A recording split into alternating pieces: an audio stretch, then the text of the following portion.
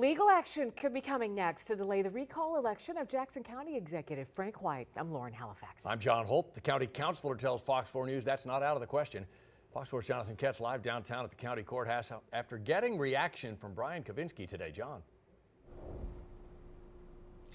John, Brian Kavinsky's boss is Frank White here at the Jackson County Courthouse, but he also represents the entire elected body up on floor 2 of this building, and that includes the county legislature.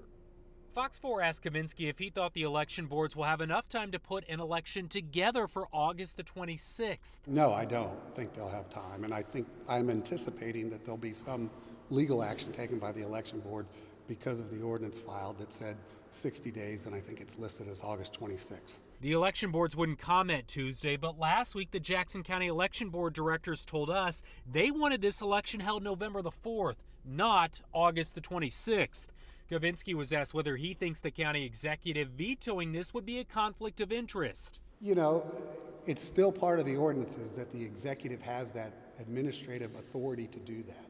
And so for us to ignore the charter that says he has this ability, to say that's a conflict of interest, again, I still think that gets fixed, if you want to call it, or at least supported when they have the opportunity to veto or overrule him or to support his vetoes. Tuesday, we also asked Legislative Chairman and Democrat Jerron McGee whether he was concerned an August 26th date wasn't giving the election boards enough time to get ready for that election. Well, let me just say this. I don't know how to run an election. That's not my job. So I would just simply say our job as a legislature was to pass the ordinance and the resolution, which we did.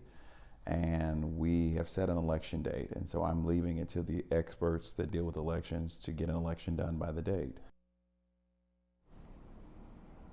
McGee has actually set up another legislative meeting for Friday, July 18th. Obviously, that is not normally a day that the county legislature meets.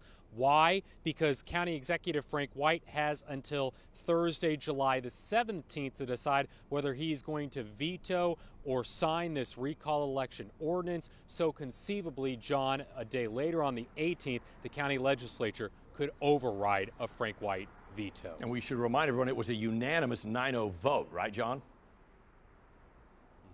Yeah, that is correct. 9-0 yesterday, so conceivably the legislature has a veto-proof majority to potentially put this on the ballot. Jonathan Ketz live downtown. John, thanks.